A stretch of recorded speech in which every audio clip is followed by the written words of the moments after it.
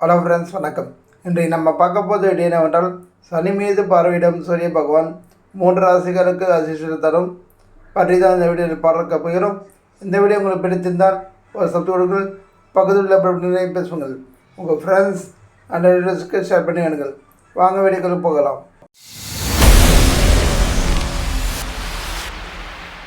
கும்பத்தில் நுழைய போகின்ற சூரிய பகவானால் பலன்களை பெறும் ராசிகளை காண்போம்.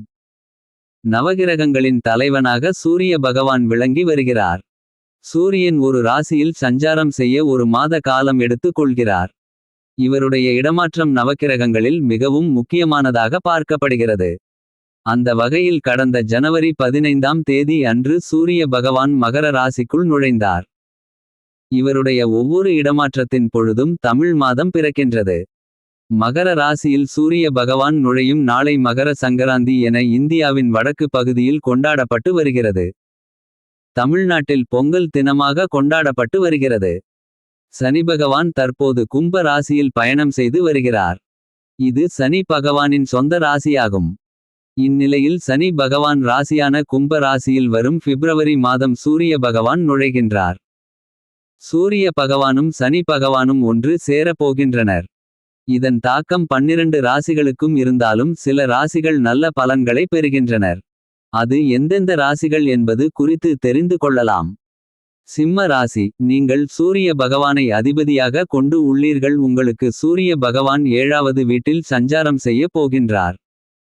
அதனால் உங்களுக்கு நல்ல பலன்கள் கிடைக்கப் போகின்றது. திருமணமாகாதவர்களுக்கு விரைவில் திருமணம் கைகூடும். திருமண வாழ்க்கை மகிழ்ச்சியாக இருக்கும். பொருளாதாரத்தில் நல்ல முன்னேற்றம் உண்டாகும். வாழ்க்கை துணையின் முழு ஆதரவு உங்களுக்கு கிடைக்கும்.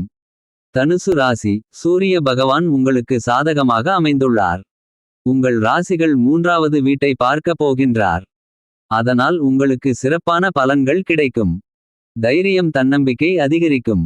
வேலை செய்யும் இடத்தில் பதவி உயர்வு மற்றும் சம்பளம் உயர்வு கிடைக்க வாய்ப்பு உள்ளது. சொத்து சம்பந்தப்பட்ட விஷயங்களில் இருந்து சிக்கல்கள் விலகும். கும்ப ராசி, சூரிய பகவானின் சஞ்சாரம் உங்களுக்கு இயக்க போக்க பலன்களை கொடுக்க போகின்றது. ஆளுமை திறன் அதிகரிக்கும். தன்னம்பிக்கை அதிகரிப்பதால் முன்னேற்றம் உண்டாகும்.